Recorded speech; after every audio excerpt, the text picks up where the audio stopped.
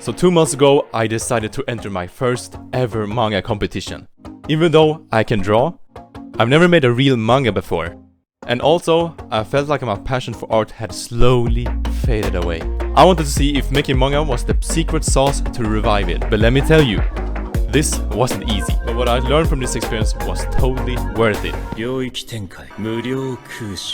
I searched for YouTubers who entered the manga competition, and I saw this dude on the internet called Kusanagi. In one of his videos, he talked about entering a manga competition. And one of those manga competitions was actually the SMA 19 challenge. And that was the competition I wanted to join. What is the SMA 19 challenge? In short, it is you make a manga without any dialogue. And this is so everyone can join this challenge and have like a debut in Japan. And which is pretty cool is that all entries will receive editorial feedback. If your manga is exciting enough, you can have some exciting opportunities. This theme was actually overflowing tears. The basic concept is you have to make your characters cry. Either by making them cry by frustration or cry because they are so happy that they just short themselves. And also I had to stay within the guidelines. No dialogue. Make the characters cry somehow. Come up with the story. Learn Clip Studio Paint. Trying to convey an emotion by only pictures. Character design for the first time. Make it entertaining. 5 to 70 pages long. Adhere to lots of rules. That's a lot. I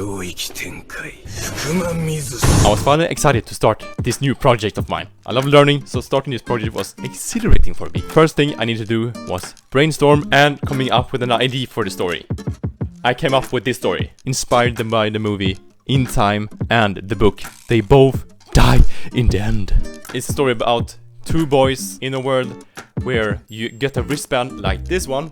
Your time at Earth is randomized. When you're like 12 years old, you get this clock on, you have like a key, and when you open that key, then you will see how much time left you have in your life. I wanted to make these 2 boys.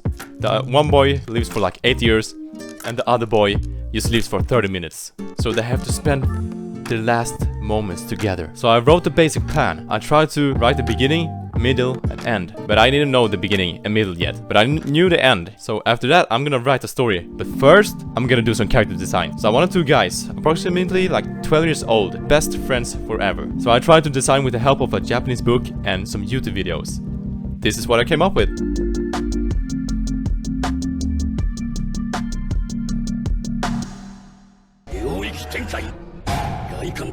I know nothing about writing. I picked up a book for story writing and I didn't use it at all. I only watched YouTube videos. I started to figure out the beginning, so the only thing I had to do is figure out the middle part. But I couldn't come any further, so I just started script instead. Scripting is actually where I write out the actions for the characters, what they actually do from beginning to the end. And I figured out the middle part, but now comes a plot hole. I wanted to have the characters both be at their house after school, then in the houses they'll see each other's like time left. I wanted them to go out from their house, and when they're out from their house they leave their parents.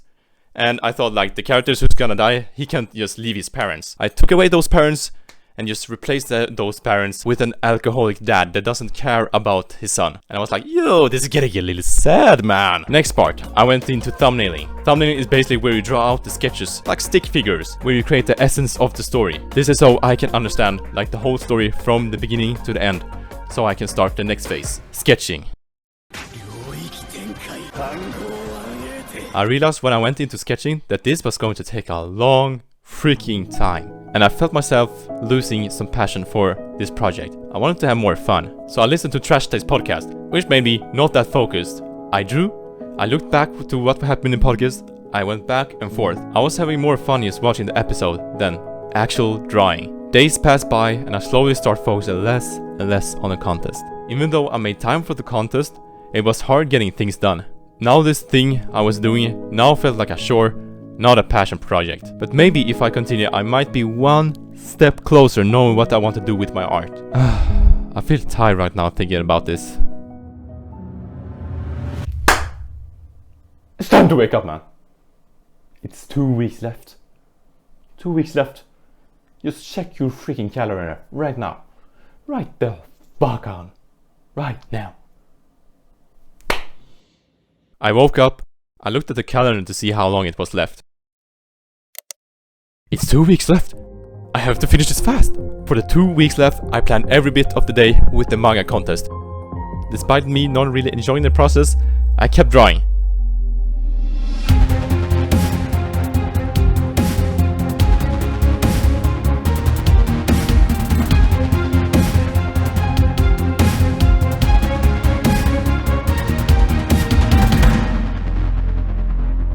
The sketch was done. Now I went into inking. The inking was easier because now I made the foundation. Now it's just time to ink everything. This was certainly much easier and more enjoyable than sketching. But still, there were some hard parts to make the inking look exactly perfect. Then I had to add in the so-called manga tones, which you see everywhere in manga. And after that, I knew now it was going to become so much easier. So I finished up the final page and my manga was finally done.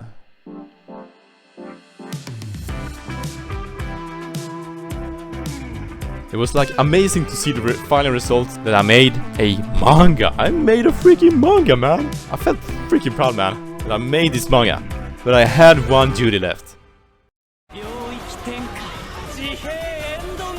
Sending in the manga was actually the most unexpected hard thing I did. Bear in mind, the last day to send it in was April the 3rd, which was a Monday. And on Monday, I had to do stuff. And that meant I had to send it in the day before, which was Sunday. That day, I didn't want to do this.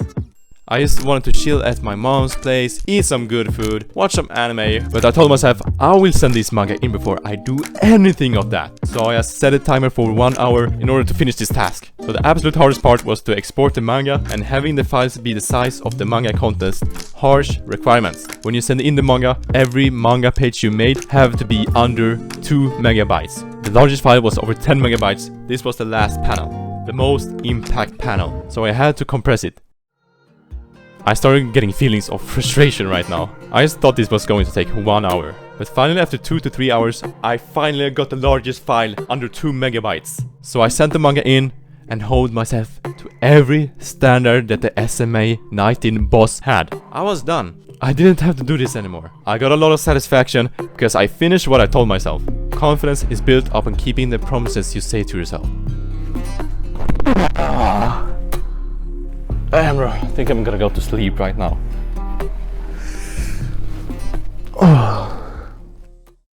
I could show the manga without the dialogue, but actually, I think it's more fun if I voice over this and make it more dramatic so you guys understand what's actually happening. Because this manga doesn't really make sense to me. But whatever, let's get right into this manga. A Beautiful Day to Die is what I named this manga. So first off, you see a little bridge here. You see someone running right here like, yo. And there's a man running. And he looks down. Oh shit, 10 seconds left of what? I might jump down. 3 seconds left. Next page. Sweaty. He jumps down 1 second. Ba-boom! Next page. Huh? It zooms out to it being a classroom. To hell? These two boys looks interesting. Okay, so here's the basic concept. You're a baby. You get your wristband. You take on your wristband. You go to school.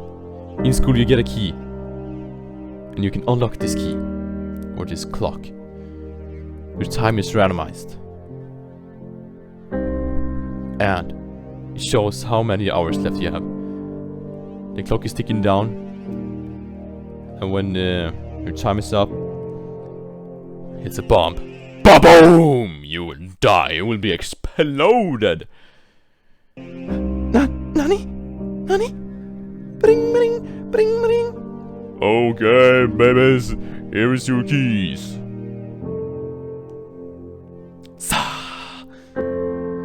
Oh yeah, I'm gonna open this shit, man.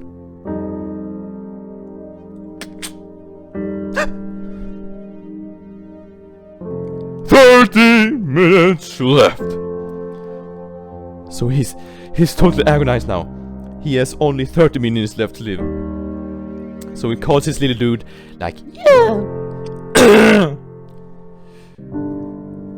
So he goes out from his room, goes down, Japanese, you know, Japanese SFX, and it's like, hello?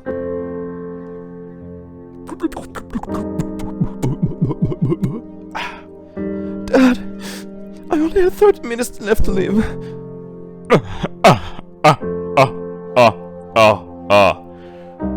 Give me more. And you can see he's living for 70 years. He doesn't care. The protagonist takes up a photo of their memories and boom! Throws it. He's dead. He's running out. I'm gonna run now to my friend.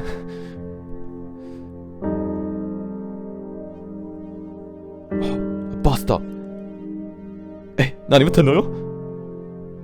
Hey, it's my friend. Hey, bro. Hey, what's that? What was that? Oh, it's a bicycles, but there's people over there. Hey, we don't care, man. We're just gonna ride these bicycles anyways. And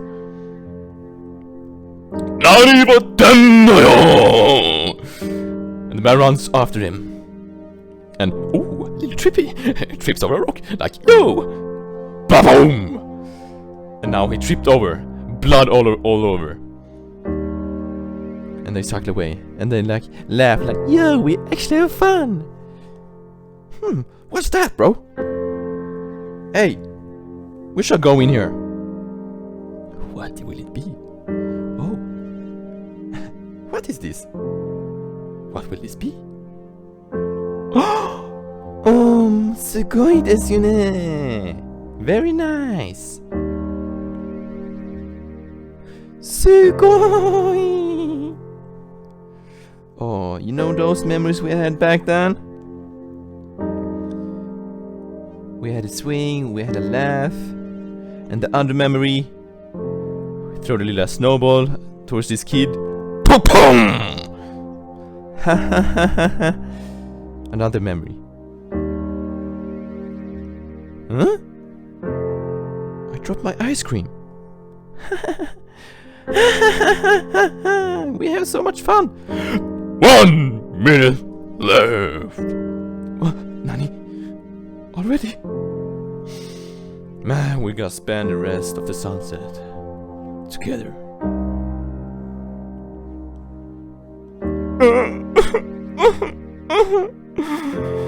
Nani, what's in there? 10 seconds left. I'm gonna go now. 3, 2, 1. Please don't leave me. 0 seconds left. What will happen next? Boom! Boom!